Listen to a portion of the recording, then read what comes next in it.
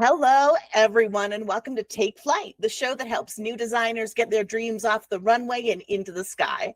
I'm your flight attendant, Cat, and I am delighted to introduce you to our crew for this flight. In the rear of the craft, we have Keegan on tech. Hi, Keegan. In the pilot seat, representing the Mirage Company, it's your boy, Gwaja, the kid from Idiot City, the Rattler. He has over 15 spoons. He's fought a building and lost. There are cats in his corporation. Joining him is co-pilot. His mechanics hit harder than Batman responding to your mama joke. His style is so cold, we're shocked it hasn't been seen at the Met Gala. If you don't know him, don't worry. His voice is so powerful, it'll crack the rock you're living under. Our next co-pilot, the guy who wrote these compliments, it's Nick Fall on My Blade Butler. Gentlemen, how are you two? I'm great. Yeah, boy, I'm in the building. He is in the building. He's in the building. He is here. Yeah, he's here. I mean, after that introduction, I had to do something ridiculous. No, that's completely valid. Completely valid.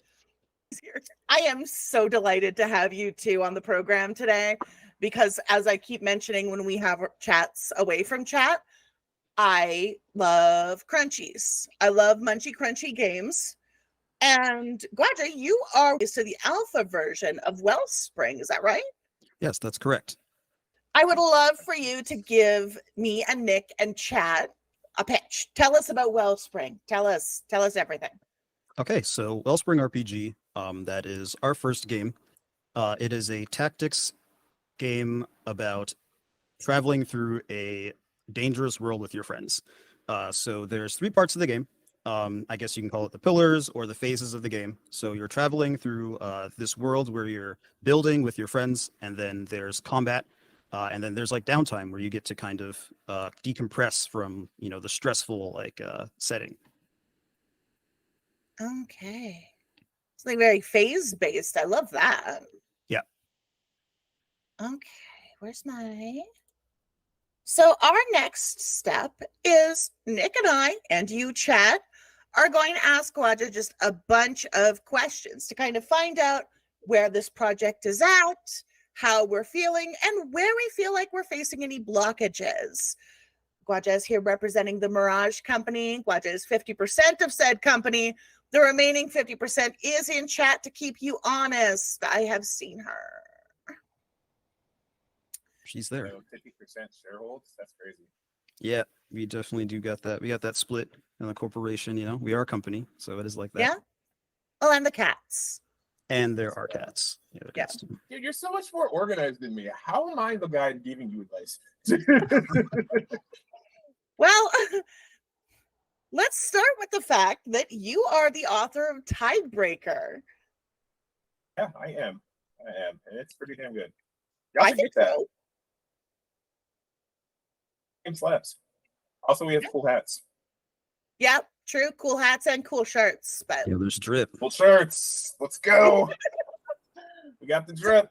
So I'm gonna lead off question time. Chat, if you have any questions, feel free to jump in.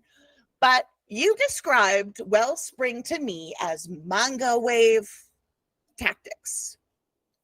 And I would just love to hear what you mean by that and what kind of vibe you're trying to convey with this game. Okay, so manga wave is sort of like a nonsense word, right? The vibe that we're kind of going for is that, we love manga and, we're a bit anime inspired, but kind of think about your favorite shonen protagonist. And inside of Wellspring, you're basically building a team of your main character, right?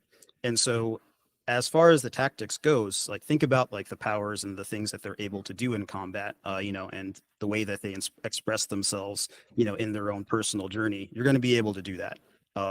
So basically how combat works is that you pick a class. So far for the prototype, there's another prototype that we're working with too, but we're currently testing one. So you get to pick your class and your role, which kind of defines, what kind of, teamwork. Where's your role in your party? And so you kind of make basically everything after that. You can pick it's not so, I guess, as limited as your role defines like what weapon you're using. It's more like this is just your style of magic that you get to use. So that's basically where manga wave tactics comes in. We love manga here at the Mirage Company, so that's basically just our entire vibe is just off of that. Okay. God, that's such a cool name, dude. Mirage Company. It's I like it. extremely rad. I love it. Okay, so this is not a serious question. Do you have options for playing the guy who explains all the powers? My favorite character in every shonen anime. I guess, yeah, I guess so. I Oh guess yeah. that's actually sort of like a role that you can be. So there's, I guess if anyone's familiar with like D&D 4E, there's like sort of the leader type archetype, I guess, where Lord. yeah, so it's sort of like we call them specialists in Wellspring, and so those guys are the people that super specialize in one sort of thing. They're sort of like the battlefield supports.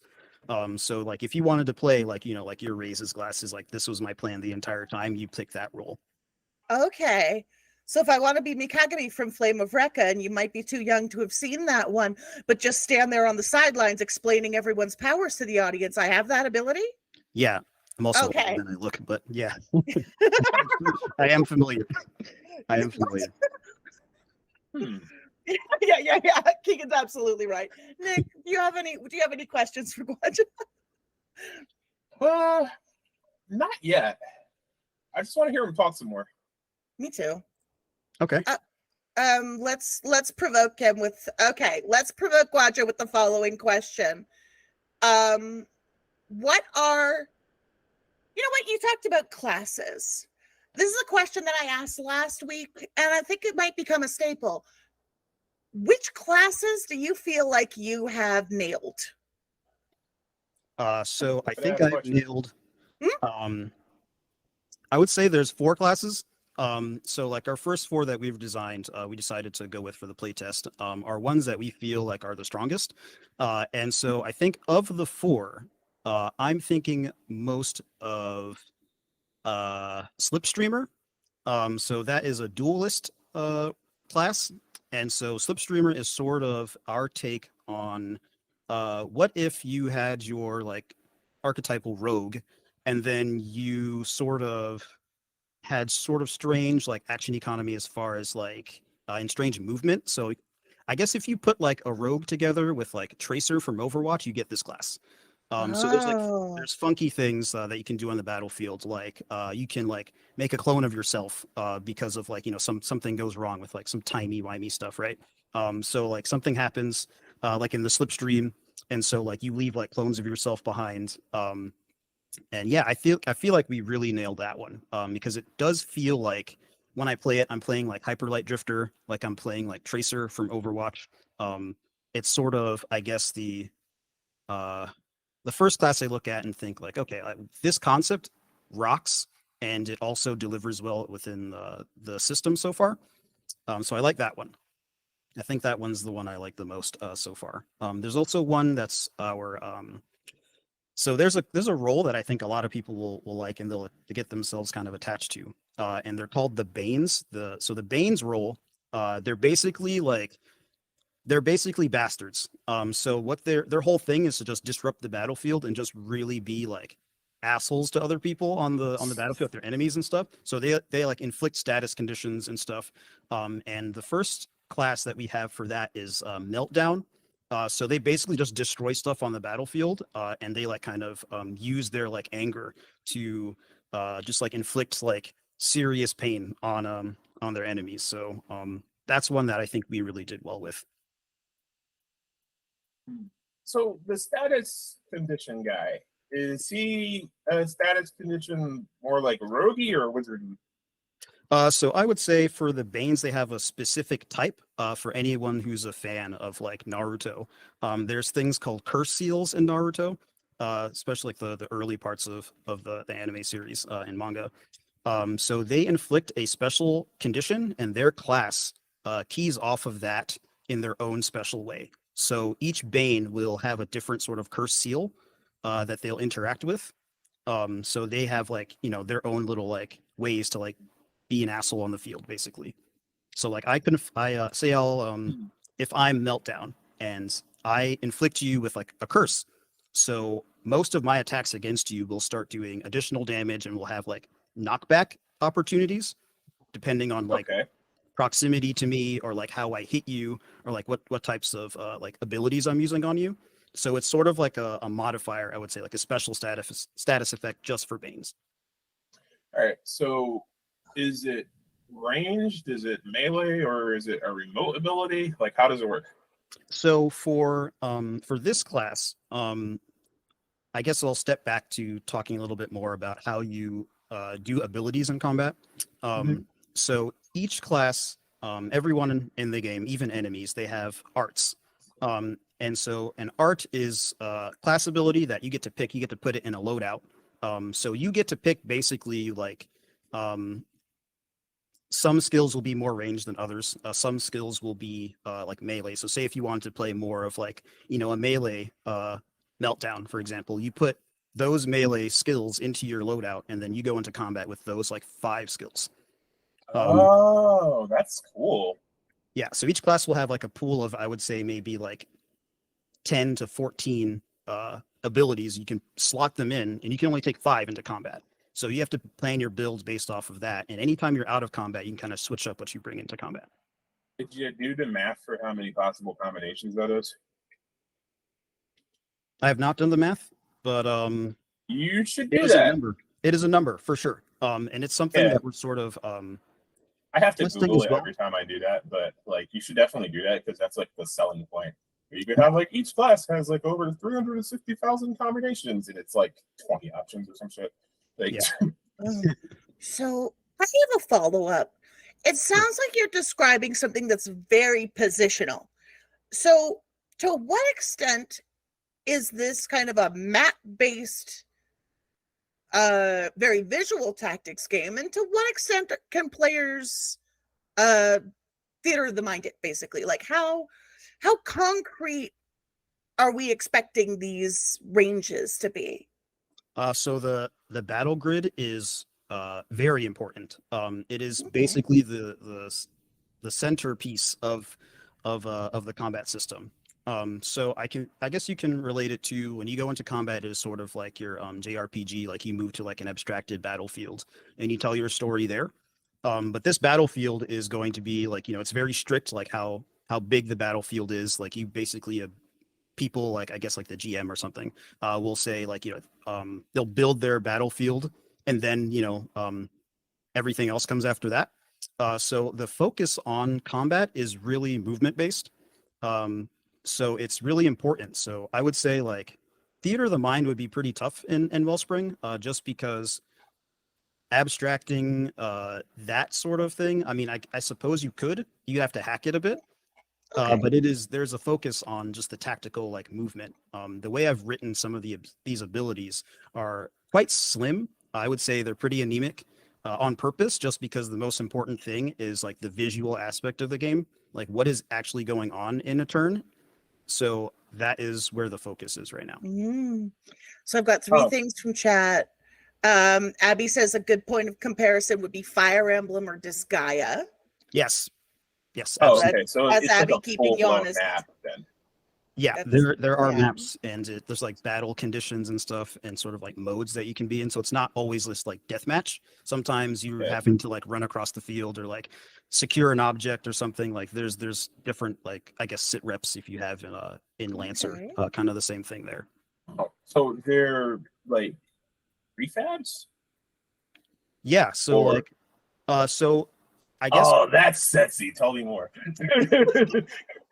So like I guess we can, I guess for now, because we're sort of still in the planning stages of like how the prototype is going. I would say that we will be supplying a lot of the work for GMs because we want things to be pretty seamless for even for people that like super crunchy games and whatnot. Like we know that preparation, it's not going to be like a 20-hour a week thing where you're just like in there trying to like make stuff. So we're like basically going to hand you like some maps and like in some like battle modes and conditions, like especially for our like supplemental material that comes after our core book. We're going to hand you all of that stuff. So how we're planning Wellspring right now is that this is just the beginning. Like we have, this is what we're calling season 1, where we have the core rules, which I imagine we will have that like solidly in beta in like a year or so. And then we're going to do adventures. We're calling them travel logs because it's very much like a Wellspring thing, and it's about traveling and whatnot. So those are our adventures. I like that. Yeah. So we have 5 planned for season 1. We're probably going to drop like 1 or 2 a year. And so those adventures will fully give you all the maps that you're going to be using, kind of all the monsters and whatnot, your enemies and stuff that you're gonna have, and then in between those there'll be like zines and stuff, which will also give you like some supplemental material. But right now we're just working on the core rules. I love the space that creates for like outside designers to like create a map pack for Wellspring or an adventure, and Yep. that is, speaking as somebody who like does TTRPG scene stuff in addition to writing them, that's such a great way to generate hype, is doing something like a jam or doing something like a hey, write us, like make us a map, write us an adventure. That's something people can really get excited about. And like it's a great hype generator. Keegan has asked a question in chat. Keegan has said the visual design on this game is really cool so far, and Keegan wants to hear more about it generally. Now, according to the credits, that's primarily your partner's gig, yeah? Yes, that is mostly Abby's thing, but I'm actually super excited that you enjoy the visual design, because it's something that's we've been working on for a long time. It's so good. The very subtle kind of chroma on some of the images that you have to kind of like, you don't even really notice at first, is delicious. Yeah, and I guess we can talk about that process. So Manga Wave, this is where it comes from. When we first started thinking about Wellspring, like let's say this has been over 2 years at this point. At first I was thinking of sort of a dark fantasy game. Like I really wanted like a brutal sort of dark fantasy game. I wanted to write that sort of setting. And I had like a eureka moment one night. And I was just like, wait a second. Dark fantasy is like not it. What I think we should be doing is I think we should move towards sort of a sci-fi retro futurist setting. And I really also like this one thing that Abby did for me like a while ago, where I gave her like, because we were playing D&D together. This is how it started. This is the super long version. I'll do another time. But she did this thing for me that was sort of like chromatic aberration on like a D&D token. Ooh. And I was like, we need to just keep doing that. And so I handed her a reference for like, it was like from Pinterest. It was like a samurai, like in full, like, full gear, like full ceremonial gear. I was like, chrome that shit out. And so she did like the chromatic thing on it. Chrome it out. Nice. And then we made that thing for like one of the last sessions for our D&D game. And I was just like, wait a second, there's something there. There's absolutely something there. So I retooled the setting completely around just that visual, and that's where Manga Wave actually came from. It was like it was a manga, like literally it looked like out of a manga panel, like black and white, like samurai, and then chromatic over it, and it was like, all right, well, wrap it up. That's what we're doing. Dark fantasy, fuck that, it's gone. Oh yeah, that rules. Speaking of your inspirations, we've also got a question from DJ Eric Bryan in chat asking, is anything from Wellspring inspired by Maple Story? Absolutely. That's my boy. That is my boy. That was a plant. Yeah, plant right chat.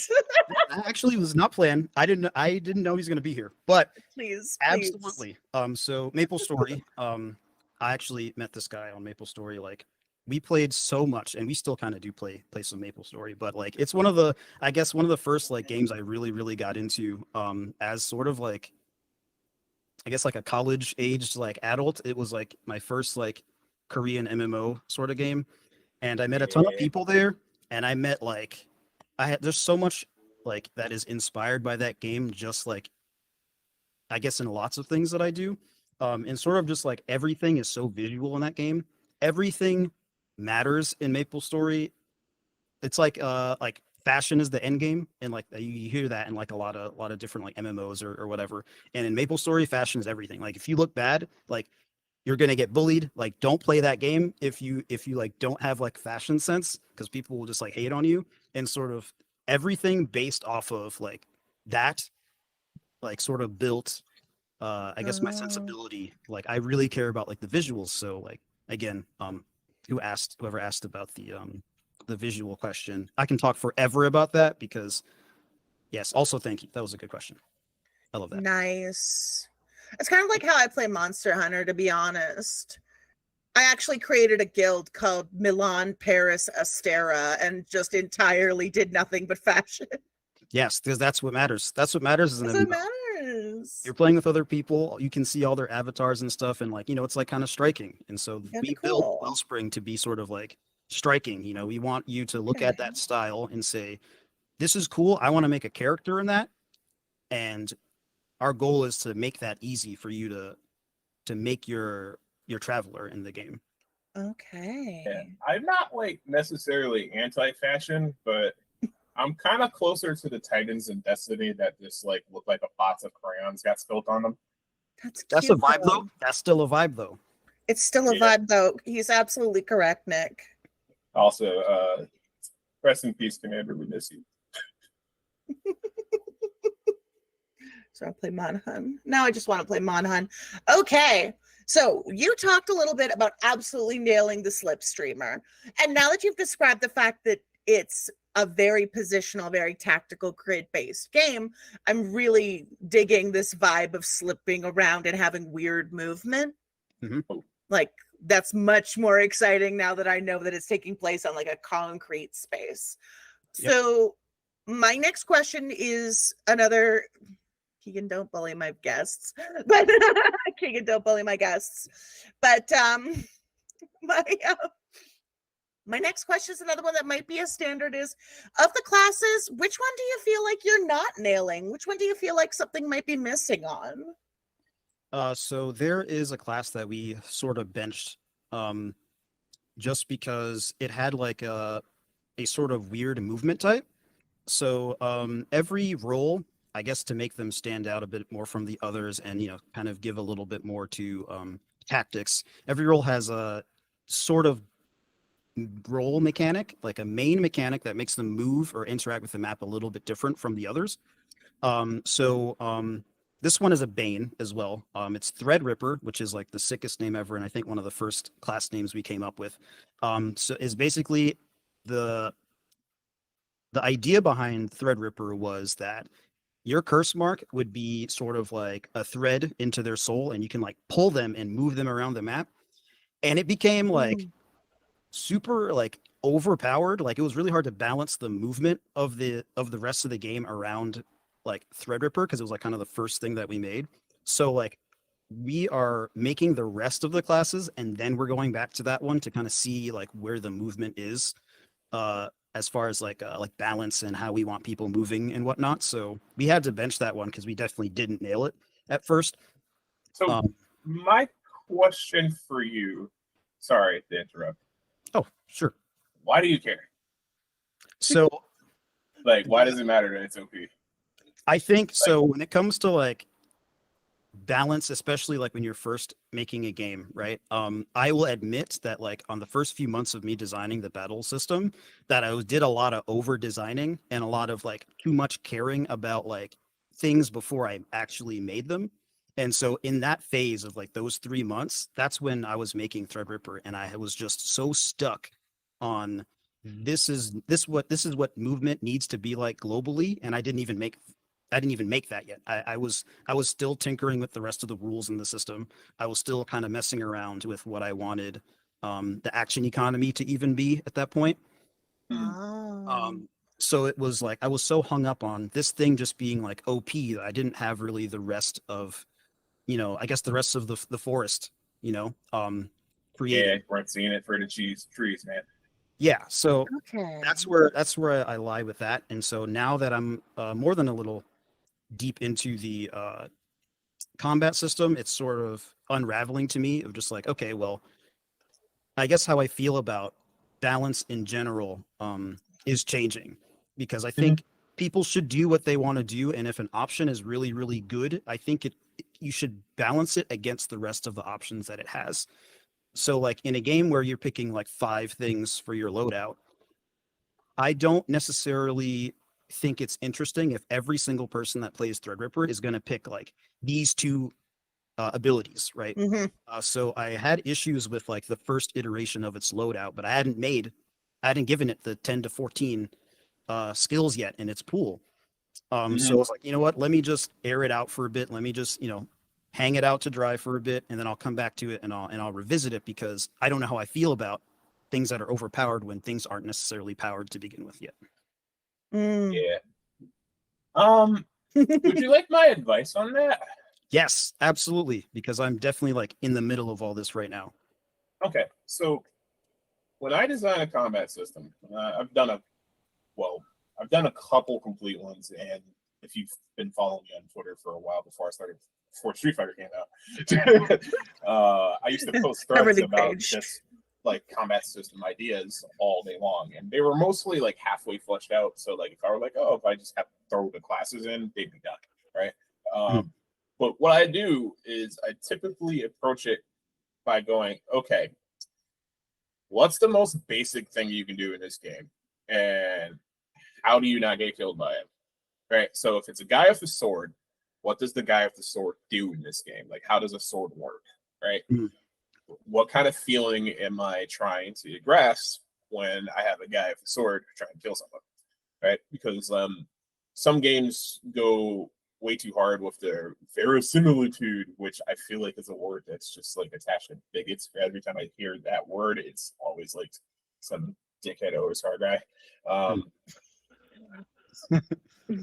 Now, Like, um, the OSR's got a history, gang. Hey, listen, gang, yo, the OSR's got a history. like there's some really good people in the OSR. And it has moved leaps and bounds in the past couple years. But I feel like from my experience on Twitter, like the good people in that scene are more of the exception to the rule. So like shout out to Monkey's Paws Games, Dying Stylishly. Absolutely. Um they're cool. Chris Bissett is doing some amazing OSR stuff lately. Does Chris count themselves as an OSR guy? I actually have no idea. I would anyway. The point of the matter is verisimilitude is not something that we need to be Keegan is saying Chris is absolutely OSR.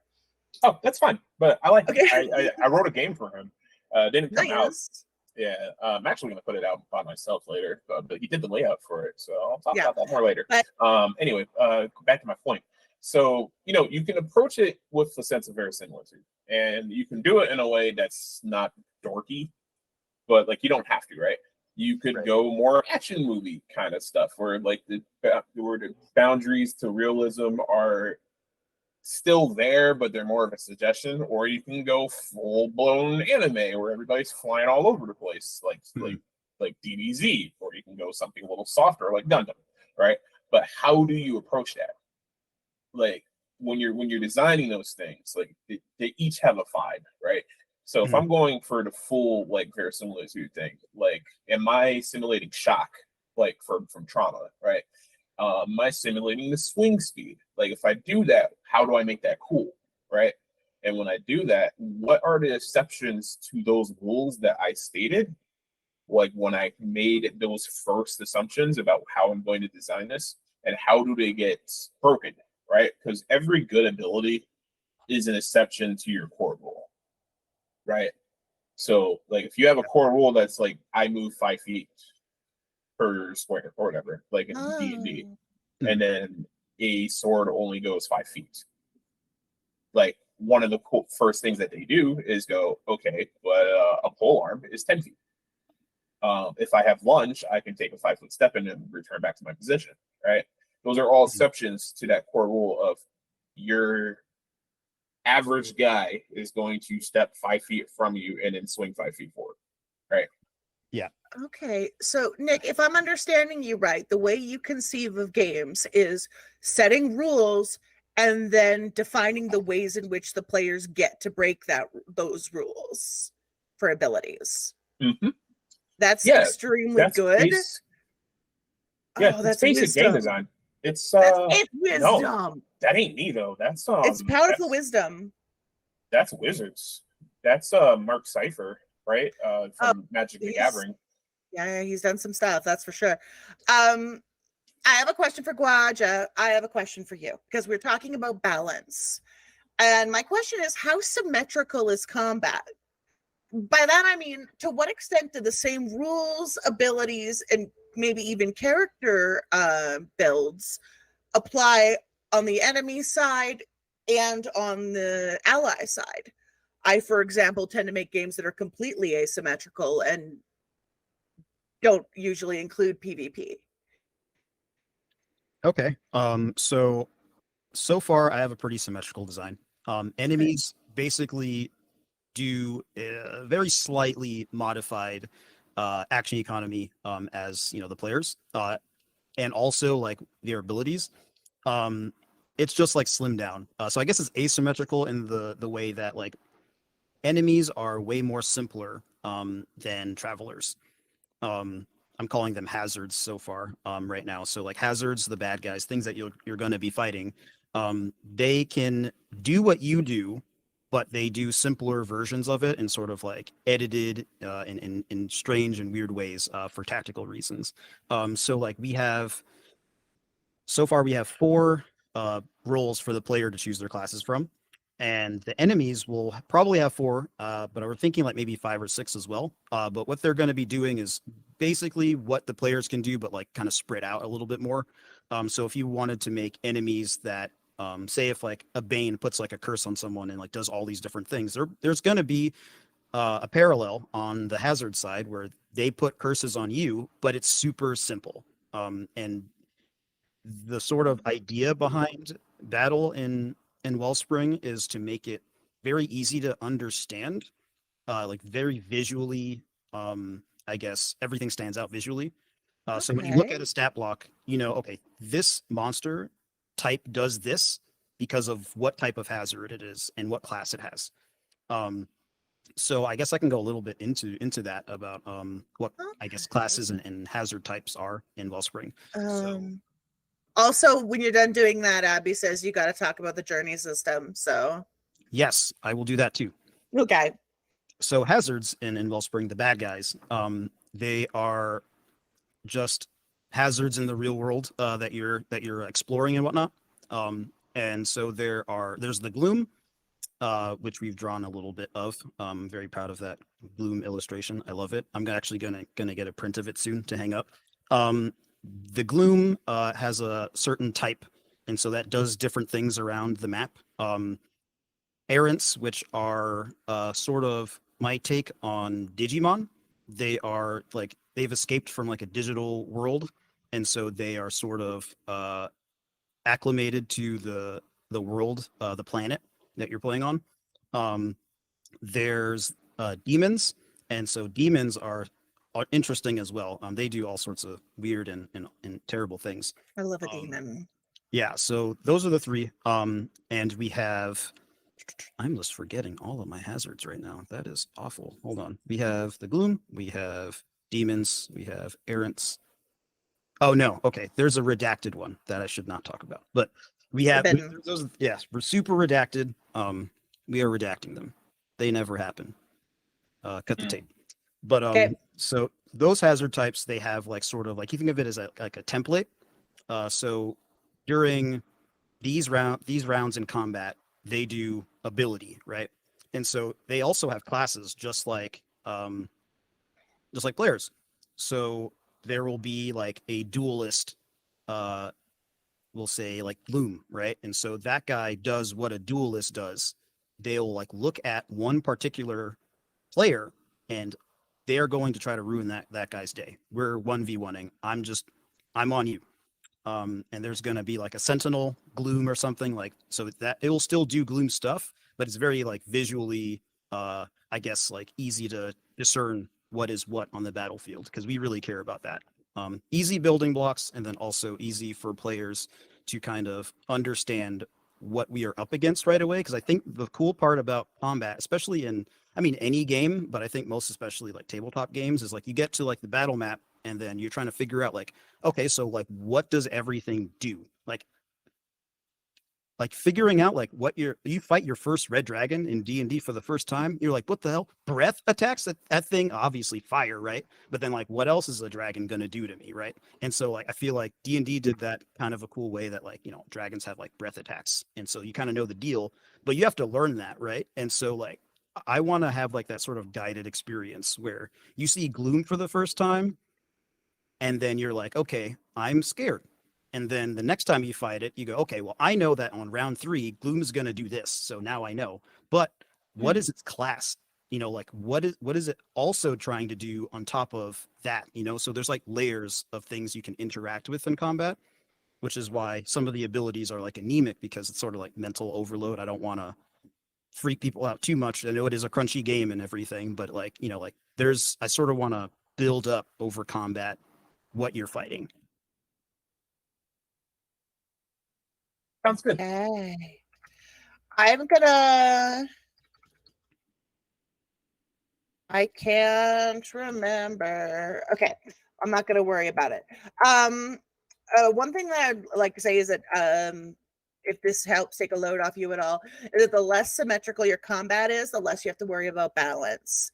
Because if your combat is completely symmetrical, the players are having the same things that they can do thrown back in their face, and they can get frustrated. But if the enemies are not doing the same things they do and they can just kind of go ham, lack of balance can actually be a source of a lot of player satisfaction. Yeah, that makes sense to me for sure. That does make a lot of sense to me. Okay. Oh, I got to talk about journeys, right? I forgot to do that. I got to talk about journeys, right? Yes. Oh, yeah. You did for sure. Okay. So journeys, so this is sort of one of the other phases of the game. There's journeys, and then there's combat, and then there's downtime. So for journeys, the meat of the game, I would say, you go into, you're in town, and so you build your adventuring kind of troop, I guess, your team, your company, actually, because we're the Mirage Company, so we put company in that's your team. Team of, yeah. Listen, I love a theme. I called myself a flight attendant.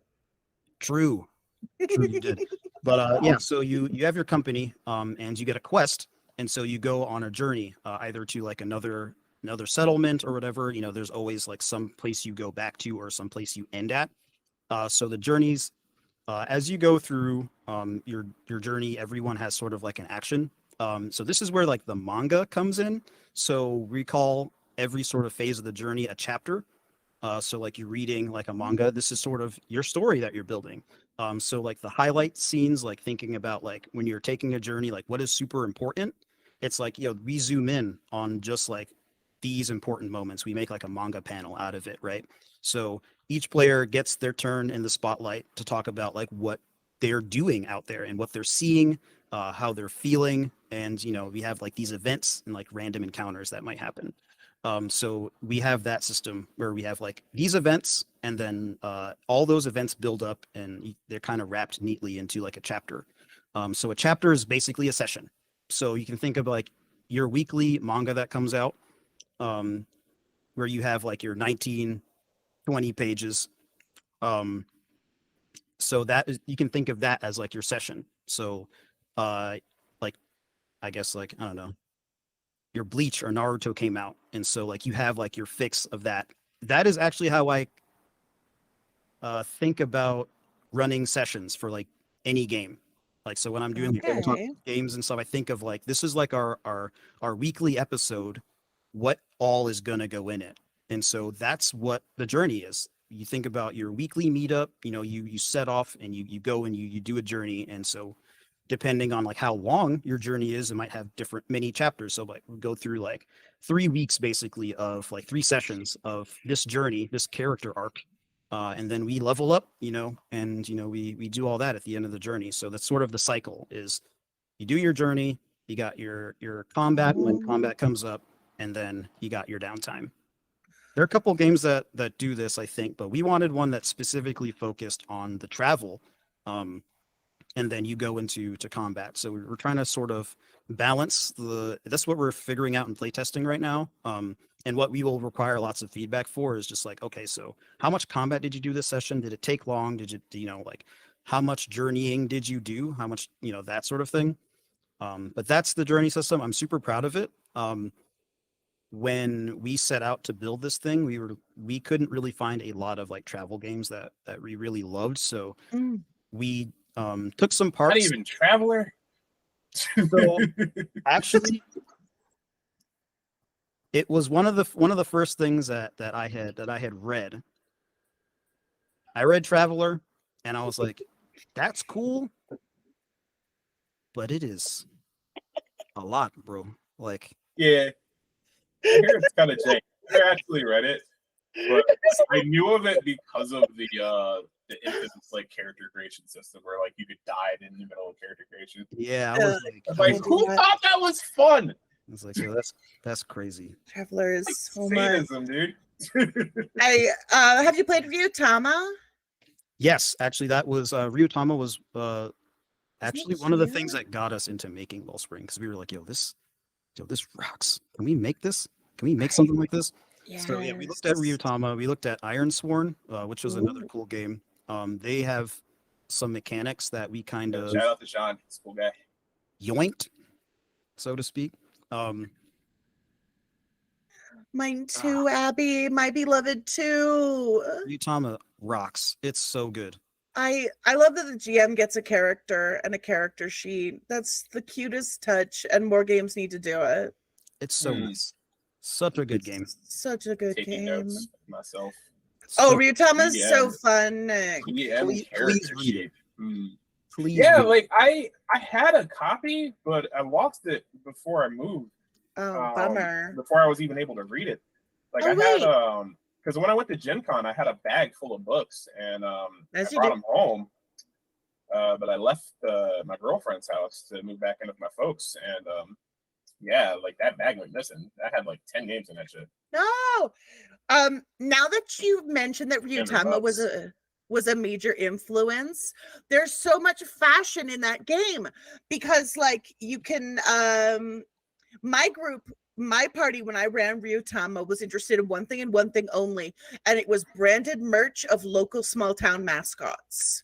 Yeah. Every time they got to a town, they were like, what is in the store? What does the merch look like? What happens if I put a cute tag on the equipment I buy? Because that's how the fashion system in that game works. You put tags on equipment.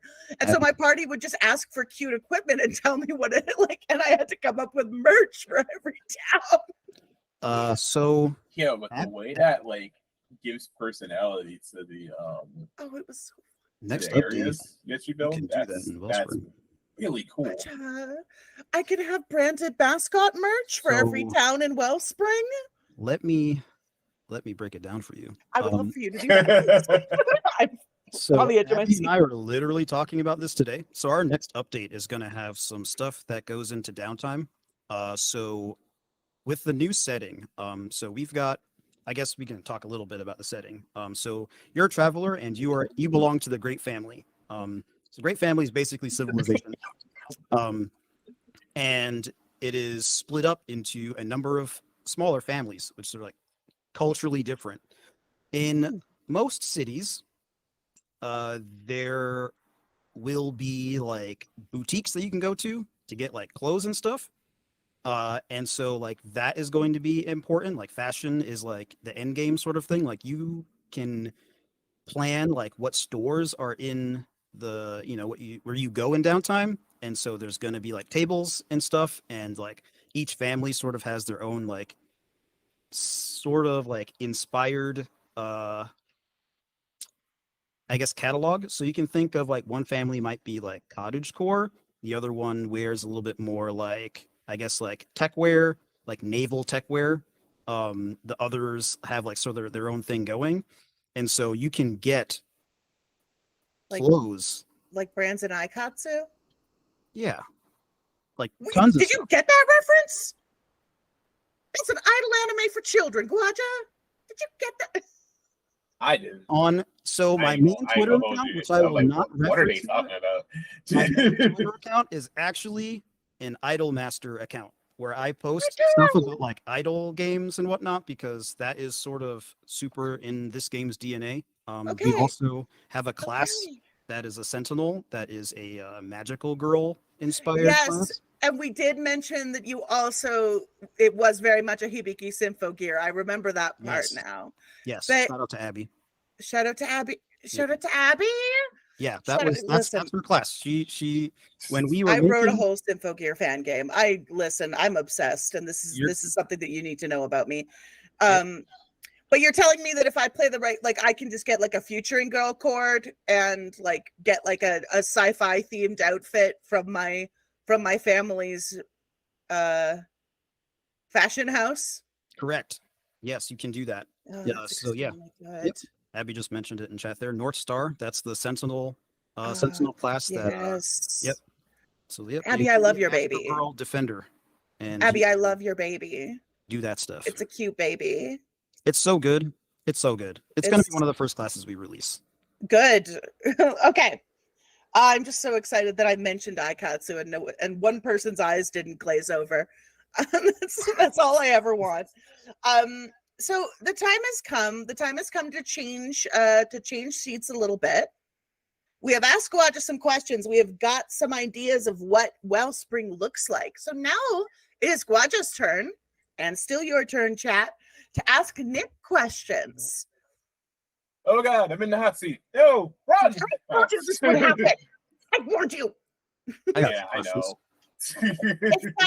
It's time for us to mine this deep mine of wisdom, to put our pickaxes in this man and see what glittering beautiful jewels we can haul to the surface. Yes. So I got a question. What's up? And so I guess in my personal like game design journey, like over a few years ago, like before I made Wellspring, I was not interested in making games at all. I want to know a little bit more about like your journey making your first game. Like where did that come from? Like inside of you, like that said, I need to make games for people. And how did you approach like learning making that first game? Okay. People usually just ask this as like, well, how did you get into game design? But like the personal journey. Yep. I like that question. Well, I've always thought that games are a good way to communicate with people, and they tend to make people happy, and that's kind of what I've always wanted to do. In my life is to spread joy, right? And I only like solidified my ideology like a year or two ago, but like I had to ask myself this same question, like, why did I do this, right?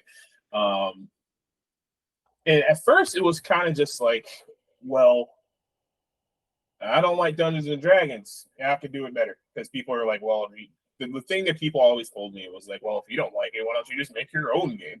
Because they try to use that as like a shutdown statement, right? Whenever you bring up a point that they don't otherwise have a proper response to. And I just can't stand debate bros. And if you challenge me to do something, if I think I have even a slightest chance of doing it, I'm probably just gonna jump. So if people ask me like, if your friend jumped off the bridge, would you do it too? If he told me I couldn't, Yo, for real. Like, put money on it. I got this.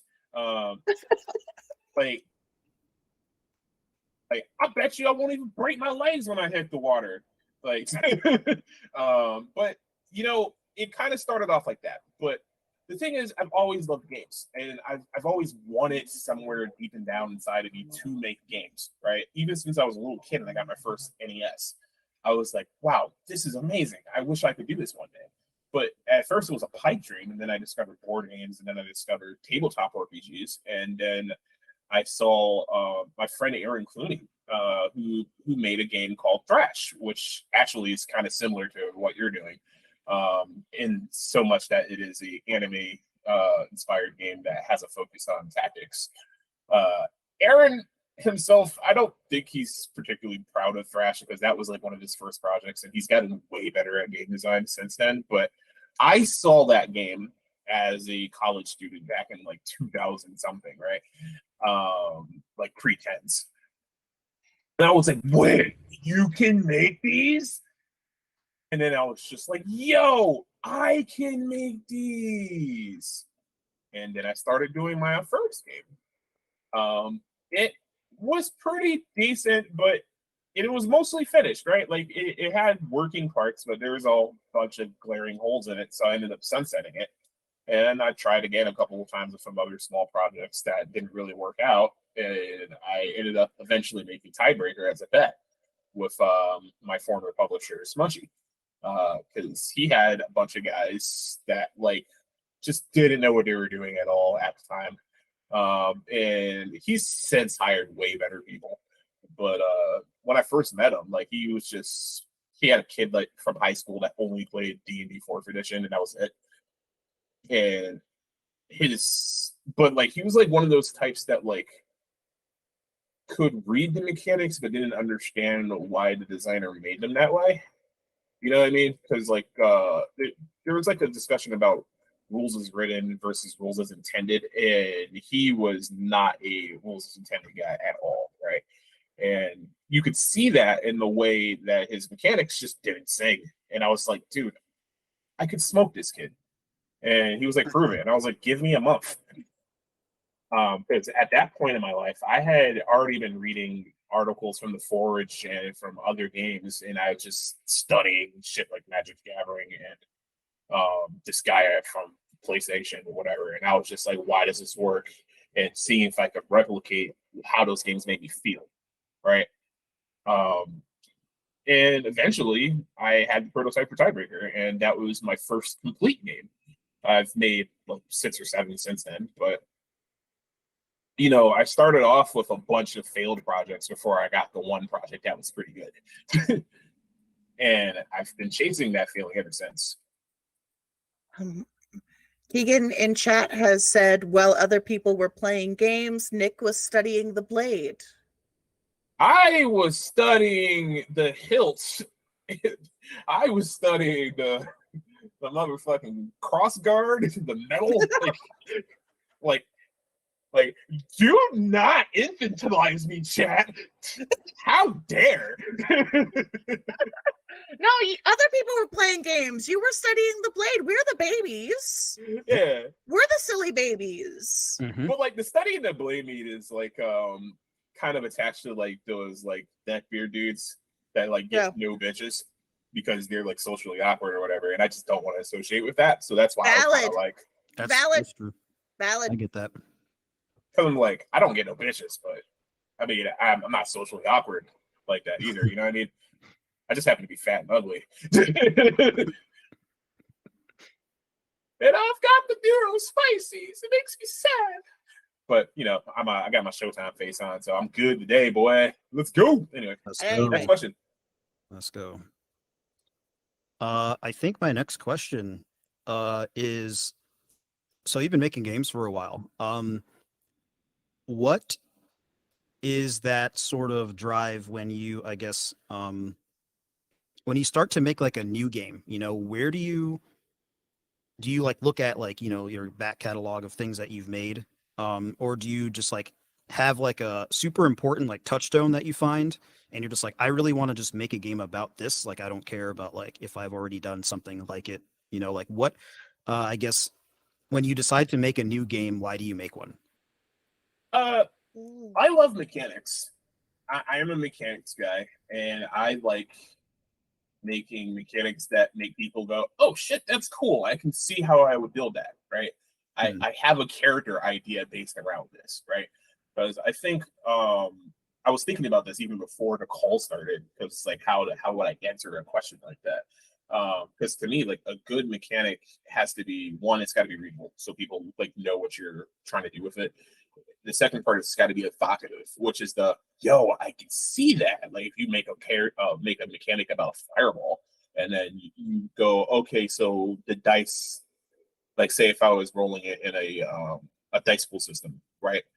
So like the fireball travels if you get a straight, right? So it's like a 1, 2, 3, 4, 5, and it just keeps going, and then you add up all the dice or whatever, and does damage. And that's just 2 seconds off the top of my head. But like I can see, oh, if I roll the dice in a straight, it goes this far. That's kind of like a fireball, right? But it's more like a Dan Hibiki fireball, or has a chance of sucking, or a chance of being awesome.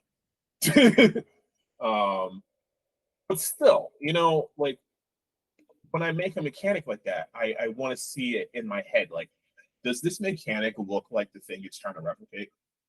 Right? And that's my second thing. And the third thing is that it's just got to be like, I don't know. I actually really don't have a third thing that's absolutely required, but it's got to be expandable, right? Because like I said, like games are a core rule set and a bunch of things that break those rules. Like all pretty good games do that, right? Unless the game has like 1 or 2 rules and nothing else, like lasers and feelings kind of thing, like which is fucking masterclass in minimalism, right? But for larger projects, when you're doing things that try to make every character feel different, you're going to do that by establishing norms and then breaking those norms, right? And doing so, you have to do it in a way that makes people go, wow, yeah, that's totally a friggin' Space Ninja. Like that's something straight out of Warframe, right? Like I could see myself parkouring off of walls and grappling and like freaking breaking people's necks and shit with a chain whip, right? But like you are making those mechanics where if you go, okay, I want to see how this guy breaks a neck with a chain whip. I want to see how he parkours, and I want to see how he does other Space Ninja shit. You're making like instances of those things, or you're just making something that goes, when you do Space Ninja shit, do X, right? But like that's still got to be different from when I do Space Marine shit, do X. You know what I'm saying? But whenever I have an idea for something like that, that's when I start writing. You know, because if I go, oh wow, I had a really cool idea for like anthropomorphic cats that do pirating, right? Like the swashbuckling cat from Shrek, right? If I wanted to make a game that's just about like Puss in Boots, meow meow. Yeah, like I would start from there, you know. How do I replicate Puss in Boots in a way that makes people go, wow, that's cool, and then gives them interesting choices, right? Because that was the third thing. You have to have interesting choices. Shout out to Sid Meier, creator of Civilization. That is the greatest piece of advice I could ever give you, and the best advice that I've ever received indirectly, because he did it in a blog. But games are about interesting choices. Even like the lasers and feelings of the world, right? Like, how many points are you going to put in the lasers, and how many points are you going to put in the feelings, and what does that say about your character, right? Why would your player put like 2 points in lasers or 1 point in feelings? Like, what is that giving them? You know, like how does that reward them, right? A rewards conversation is an entirely different bag that we don't got time for. But ultimately, when you're making games, you want to make them from a perspective of like, how do I pack in the most amount of interesting choices, right? And if you're really good at it, you're doing it with the least amount of tools, right? Because like you were saying earlier that you were over designing one of your classes, right? Yeah. But I think that's a core foundational issue. Like, I'm not saying that as it is or anything, but it stems from like a lack of like kind of like focus for where you wanted the whole game to play out. Like I said earlier about like, how does a guy with a sword people, right? And if the sword is the foundation of the game, then the gun is an exception. You know what I'm saying? Yep. No, I definitely understand that. And I actually love that, like everything that you said, because it's sort of what I tussled with, because before I started to like really love, I guess, the mechanical design aspects, I struggled a lot with like sort of making the fiction first, but not really understanding like how to do fiction first, like mechanics. So it was just like, okay, I have this like dice system that I feel like probably works the way I want it to. You know, I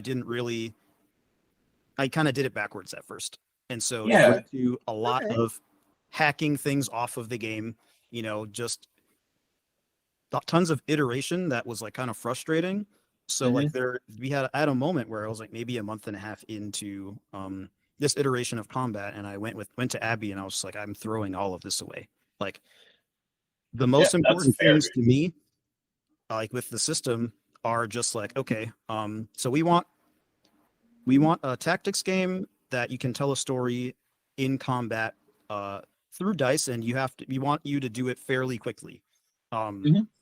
and so like, okay, we have the most interesting thing to me is literally like rolling, I guess what would be an accuracy roll. It was one of Mhm. the first ideas that we had. I was on like a long walk with my roommate, and we were talking about like frustrations with our D&D game that I was running with them. And it was like, I just don't like it how like there's just binary things happening. Yeah. It's just like I roll and then like I miss or I don't, and then I'm basically AFK for like 10 minutes until it's my turn again. Yeah. So it's like, how do we sort of fix that thing and then also make it so that you can tell a story behind it. So everything that you said was sort of reimagining. When I came back to the battle system and going back to it from like step one, it was just okay. Well, the coolest thing that I think we can do is have our dice system. So how it works right now in our prototype is Mhm. you're rolling to hit against defense thresholds. So it's not Yeah. just like I hit or I miss, right? It's like I hit you like direct, I hit you like on a crit, I hit you like a glancing blow. And it's like, how do we do that but make that fast? So it was like, how do you do that in one roll, right? So that was just like we did that, and then we made the fantasy after that. So it's like you do the mechanic, and then the mechanic actually ends up informing what the fantasy is after. And for someone that is like a narrative guy who just wants to write the setting and stuff, getting to that point is actually super hard, no matter how many designers on Twitter tell you this is how we do it, and how many like arguments you look at on Twitter and shit about like fiction first or whatever, because there's a billion of them. Anytime anyone posts about it, it's like a week-long fight that everyone has, and suddenly everyone's the worst ever. So like reading that as like a new designer, like going on Twitter and looking at all these other designers talk about stuff, it's like super hard to mine that information. So like I got to it the long way. Like basically like 8 months into like Wellspring, it was like, oh, so I should really make the mechanic fun, and then we could worry about literally everything else after that, like how we're going to connect like journeys and everything, like the fictional like world building parts of the games, like we can worry about that after we settle the main mechanics. So that was super insightful, having to listen to you say that. That was great. Thank you. Hmm. Word up. Yeah, your thing that you're talking about where like you hit the guy and then something happens, right? Or even if you miss. It reminds me of a game called 13th Age. Yes, Um just started. Ooh, here's a yeah, poll. yeah, 13th Age was made by some of the designers in fourth edition, and where they splintered off and did that. But one of my favorite things about 13th Age is how they handle the fighter, because of course it is, right? uh, but the fighter, and one of the reasons why the fighter is good and stands out is that he does damage even when he misses, right? Mhm. And so it's not a binary result for him. Like there's at least three things that could happen with him from how I remember it, is that he can miss and do damage. He can hit you, do big damage, and he can crit you and then basically end your existence, right? And that's not even including the rest of his abilities, right? Like they could have other stuff that they do in that game, which is cool. Mhm. But anyway, that's just my just a thought I had on that one particular aspect of what you were saying. Mhm. Yeah, I started reading 13th Age like maybe a month ago, and I was like, if I read this 2 years ago, I would be in such a better spot, because like a lot of the things that I put into Wellspring, it was like, oh, 13 Age I already did it. I could have just read that and then it would have been fine. I wouldn't have been tussling with myself for years. So I think like I guess like advice to like a new designer would just be just like go read like everything. Like take like 3 or 4 months, go read like everything and figure out like what you like and what you don't. Because I was mostly focused on like travel games when we were in alpha, the beginning of alpha. And so now that we're in battle, and like now I'm tussling with that, it's just like, picking apart and reading like all these games for like the cool mechanics, because it's like it's not like bad that it's already been done, but it's like it's better that it's already been done because you can make things your own by using the same mechanics that everyone else does. Like I know there's a lot of new people out there that's just like, I want to make a game, but like, oh, it's already been made or whatever. And it's like, no. That's a good thing though. Yeah, That's actually Yo, and yo, it took me chat, a while to chat. figure it He's out. spitting right now. Let him cook. Let him cook. It is Go. It is so important that you read things. Like, you're obviously, I'm not trying to be like your 11th grade like English teacher and shit, but it's just like, yo, just like go read. Like if you care about like mechanics and stuff, like go read. Like even if you like hate the cover of this book or some shit, or like you don't like the setting, like they'll look at how they do their mechanics, like combat or like literally anything. Because that is sort of this year was like super important to me to just say, just put this on hold and just look at how everyone else did it, because I'm writing what is potentially going to be a 400-page book with one other person. Yep. And it's like, if I don't want to like spend like 3 years in the hole and then scrap like 200 more pages, I should probably read other stuff real quick. Yeah, I made my mistakes in my first game after doing years of research on basically studying every friggin' game. Why did the designer do it? And I still fucked up. Right? But it still saved me way more time going, what do I like and why do I like this? Right? Because like I was saying earlier, it's like I was trying to replicate things that I like and how they made me feel. Right. And then trying to understand like why the designer did the things that they do. Right. And then go, how do I reverse engineer that? So like a lot of my game design style is reverse engineering other shit. Even if it's not like verbatim their mechanics, like I go, how do I make John Wick happen? Yeah. You know what I mean? Like, what is cool about John Wick? And actually, I'm going to ask that as a question so we can do this in practice. It's fun time. Let's do a game. Let's do a game. I love it. Both of you. What makes John Wick cool? Action scenes. One guy versus a lot of dudes. And I think how I would make John Wick is like in a tactics game. Don't do that yet. Don't do that yet.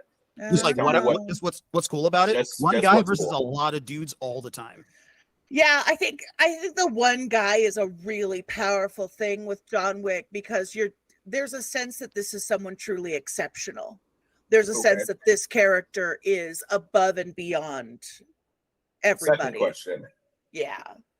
What makes that different from something like Dynasty Warriors? Because Dynasty Warriors is based on the most beautiful story ever written, Romance of the Three Kingdoms. And also, Dynasty Warriors is, well, listen, Free Kingdom is about heroes. It's not about hero. It's about a gathering of people, about heroes as human beings, but also primarily there's a lot of people, all of whom are above and beyond the average person. Yeah.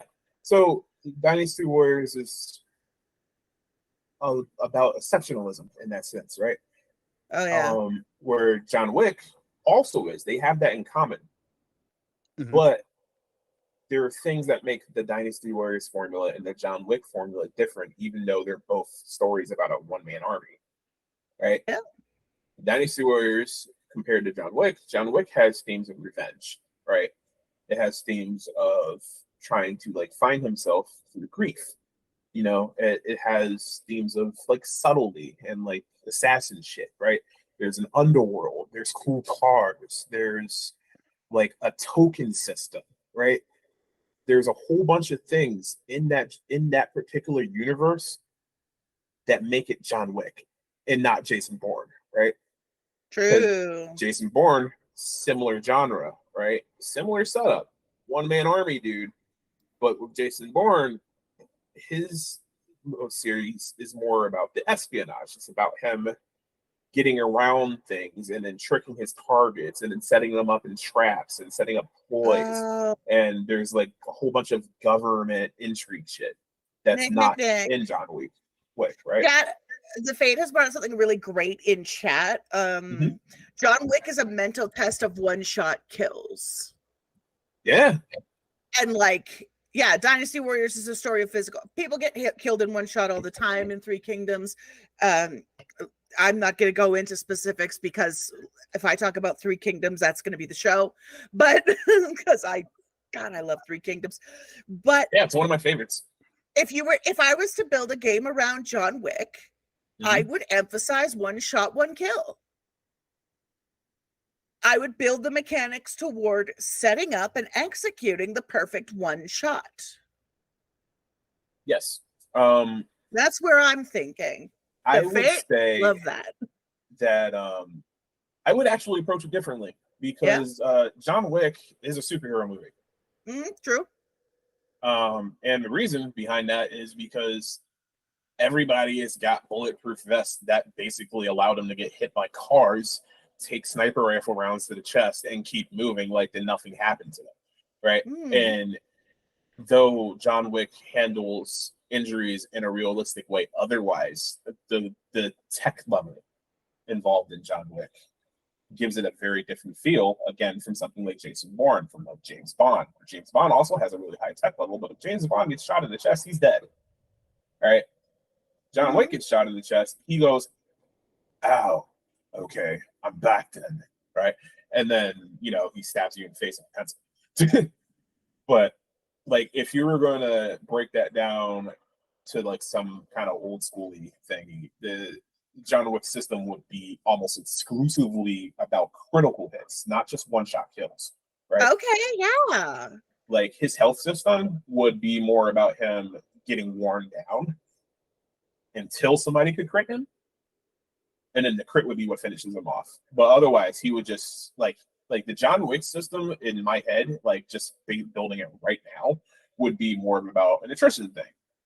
I also say that because John Wick's literally an inspiration for Tiebreaker. And that's how Tiebreaker works. Yeah, it would be super, super asymmetrical because, first of all, everything I do is asymmetrical. I don't like the way D&D does enemies, but because fighting the same tools that you're given as a player is tiresome and frustrating.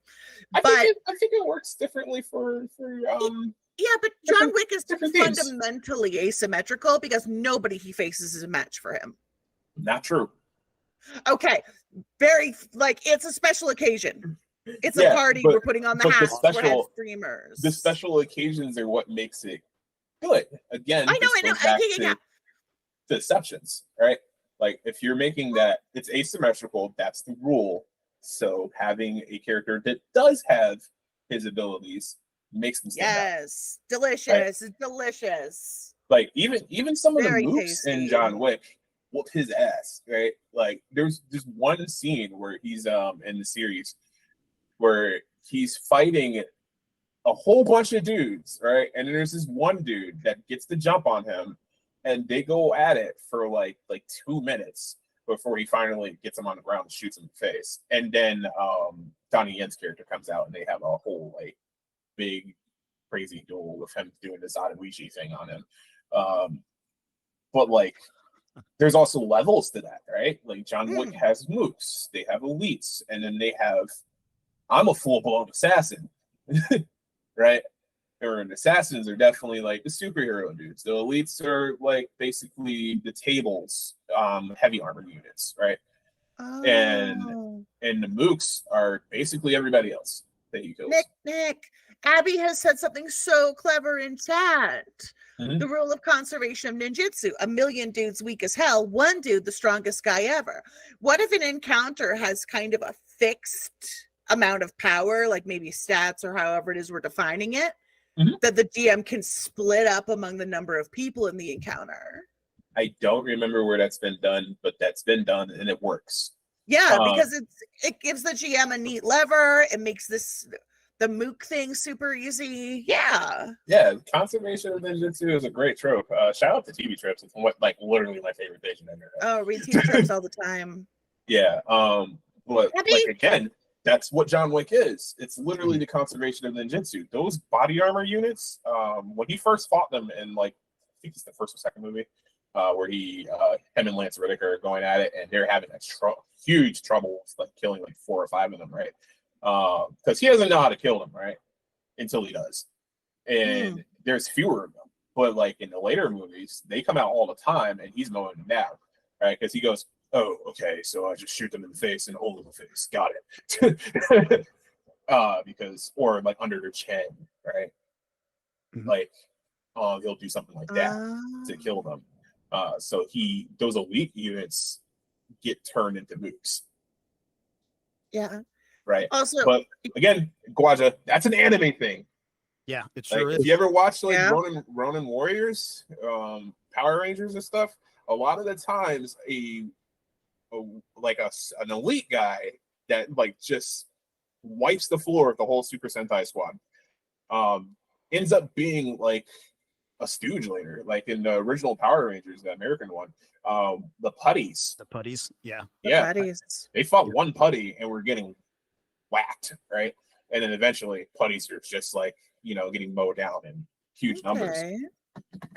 But like those things, you have to look at all of those elements, right? Because like you break down a piece of media and you go, what makes this special, right? Like, how does this compare to something else I like? What is similar to something else I like? So I got another question for you guys. I know this was supposed to be me question time, but I'm gonna do just one more, and you guys can ask more questions. One more, because we've got 13 minutes left, so we are preparing for our descent. Oh, all right, fair. All right, so check this out. Now we compare John Wick and Naruto. What's similar? Please continue. I love this. What's similar between John Wick and Naruto? I don't even have answers for this yet. I just want to hear you. Are you farming us for work? No. Nick. I'm proposing a question to get you thinking. I'm gonna give the same answer I gave earlier. It's the sense of exceptionalism. Mm-hmm. The feeling that this is someone special, someone worth watching. There's a lot different between them, but that fiction treats both of them as a 1 in a million guy. Mm-hmm.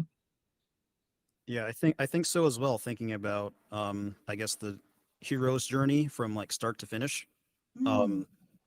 Thinking about like John Wick starting to get like better at things and handling, more like crazier like fights. I think it's like the progression. I see similar, I guess, tropes as far as like leveling up goes. Mm-hmm. Like you introduce characters that you are clearly like going to defeat, and then after you defeat that guy, like it's just the next guy, right? And the way I guess you power up. Thinking about like powering up is sort of the most like anime thing ever.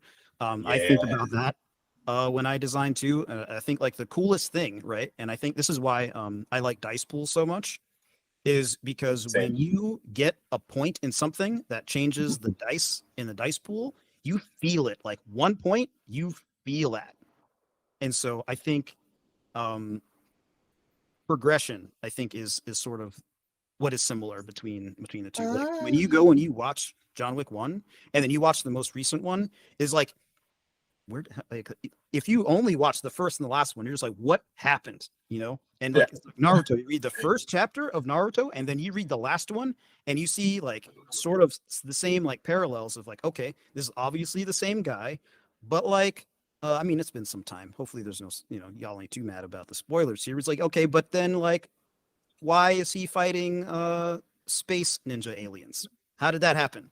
Like, how do you get through that? And so it's just, this is the natural, I guess, progression of that. And so that's how I want people to feel. And I think that's how people want to feel when they play like D&D. They think of like level 1, you get like you have like your two like things that you can do in a turn, and then especially if you're like a fighter, then you're like one turning dragons in whatnot. Like at the end of it, it's like the heroic fantasy, right? I think that is so central to like shonen manga and anime is like the power fantasy.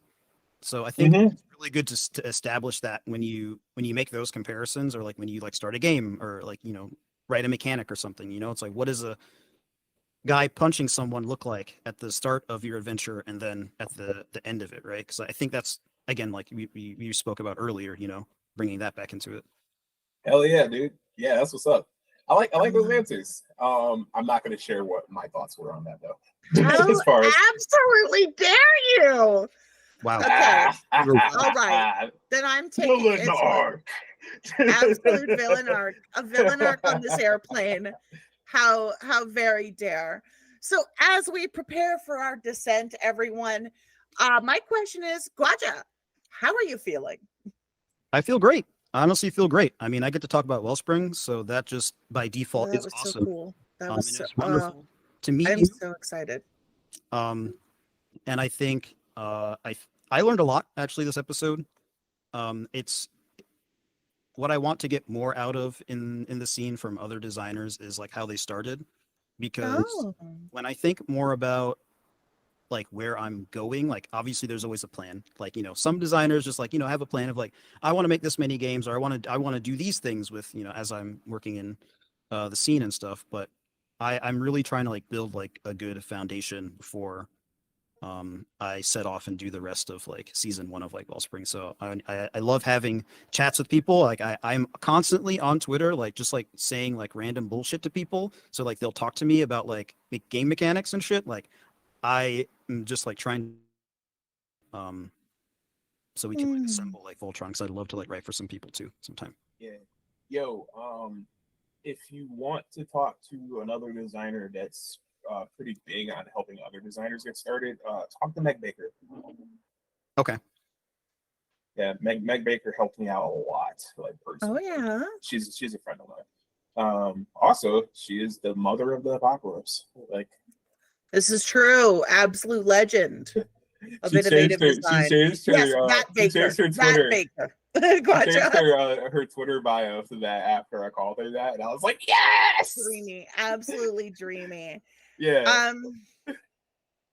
This is one thing that I have learned just by opening up a public Google form for this show, is that a lot of TTRPG designers want to lend a hand down to pull somebody up after them. They want to do it. I got 138 responses to this form, split pretty much evenly between people who need advice and people who want to give it. So like, I feel like a lot of people that get into game design do it just because they love games, even if they have like a darker reason behind it. It's just like, because I'm really angry about something that Wizards did or something, right? But it's a response to their love of games and something not being fulfilled, right?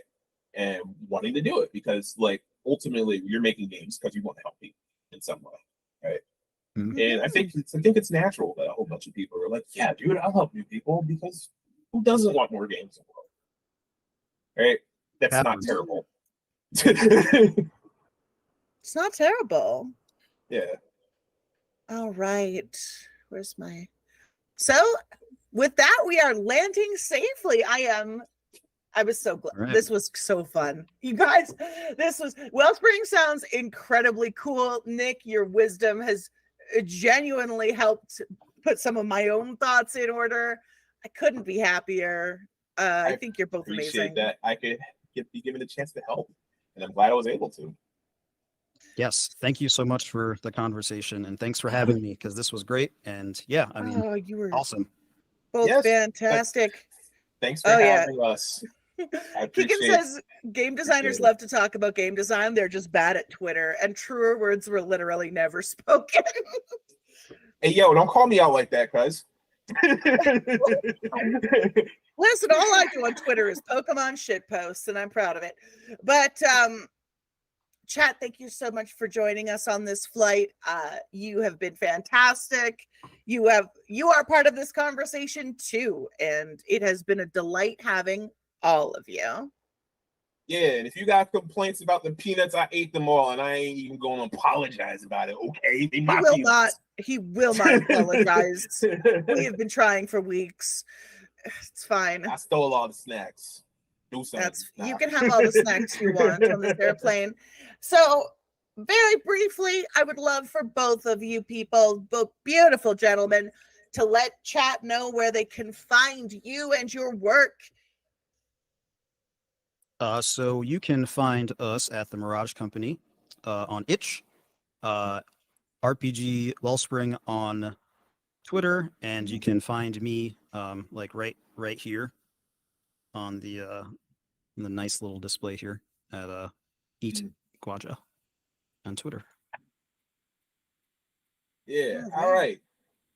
I have been Fall on My Blade. You can find me at Fall on My Blade on Twitter.